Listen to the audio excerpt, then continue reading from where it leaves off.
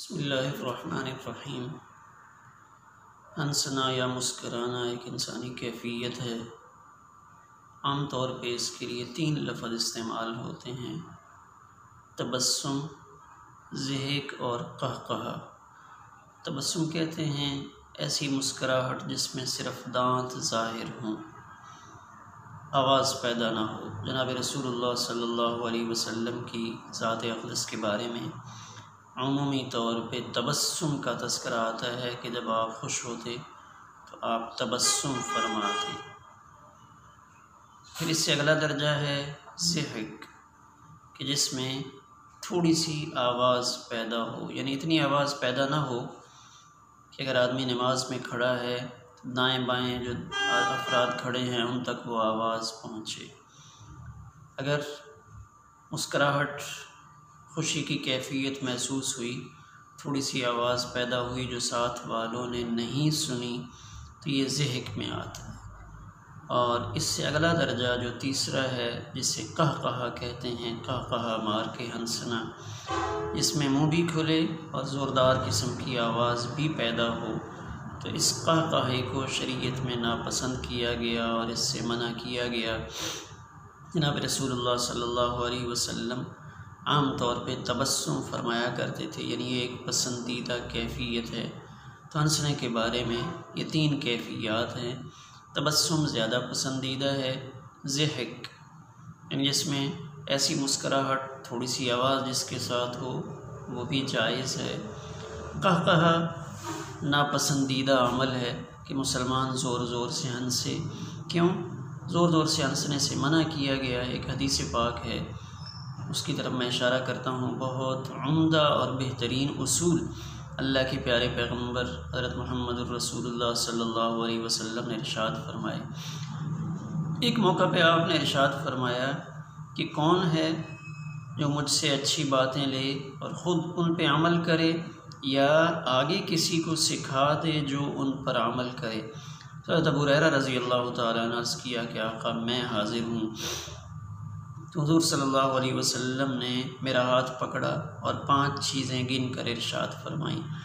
سب سے پہلی بات آپ نے ارشاد فرمائی، اتق المحارم تکن اعبد الناس۔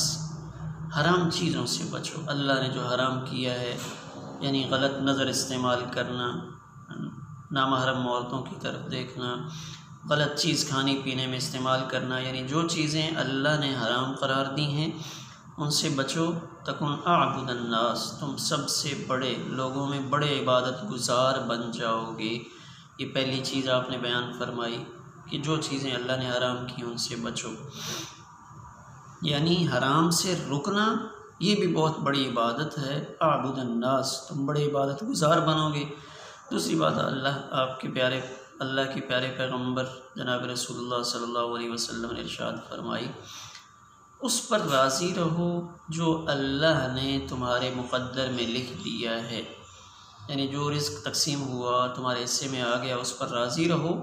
تکن اغنی الناس، تم سب سے بڑے غنی ہو، یعنی غنی یہ نہیں ہے کہ بہت زیادہ مالدار ہو اور زیادہ مال ہونے کے بعد وہ اس مال کو خرچ کرے تب وہ غنی ہوگا، بلکہ اللہ کی تقسیم پہ راضی رہو جو اللہ نے تمہیں دیا۔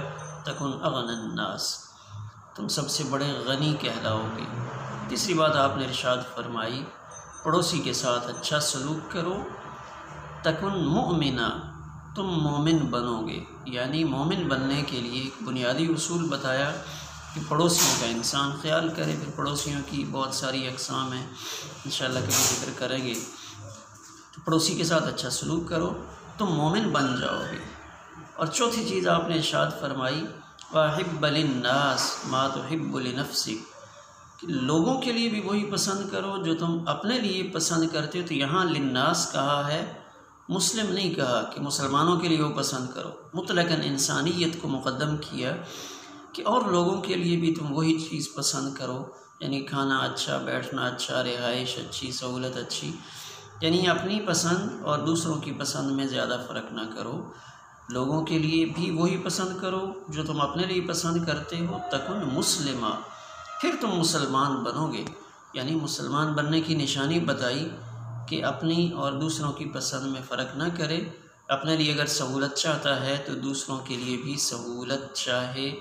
یہ چوتھی چیز آپ نے ارشاد فرمائی، تکن مسلمہ، تب مسلمان بنو گے، یعنی مومن بننے کے لیے فرمایا کہ پڑوسیوں کے ساتھ بہت اچھا سلوک کرو۔ مسلمانوں کے زمرے میں شامل رہنے کے لیے فرمایا کہ اپنی پسند کو ایسی رکھو کہ اس میں تفریق نہ ہو۔ اور پانچویں چیز ارشاد فرمائی، لا تکثر الضحک، زیادہ ہنسا نہ کرو، اپنا ہنسنا کم کر دو۔ فإن کثرت الضحک تمیت القلب، زیادہ ہنسنا دل کو مردہ کر دیتا ہے۔ تو زیادہ ہنسنا مسلمان کی شان نہیں ہے، مسکراہٹ ہو اچھی بات ہے، ہنسنا بھی چاہیے، لیکن ہر وقت انسان ایسا مزاج بنائے اور ٹھٹھا اور مذاق کا ماحول بنا رہے تو یہ دل کو مار دیتا ہے۔ اللہ کے پیارے پیغمبر فرما رہے ہیں تو دل مر جائے گا تو پھر عبادات کرنا مشکل ہو جائے گا۔ تو یہ 5 چیزیں اللہ کے پیارے پیغمبر نے سکھائیں اور بہت اہم ہیں، اور اس میں سے جو 5ویں تھی ضحک، اس کی طرف اشارہ کیا کہ ضحک، تبسم اور قہقہہ یہ تینوں الگ چیزیں ہیں۔ تو اللہ تعالی ہمیں قہقہے سے بچائے اور پہلی دونوں چیزیں اختیار کرنے کی توفیق دے۔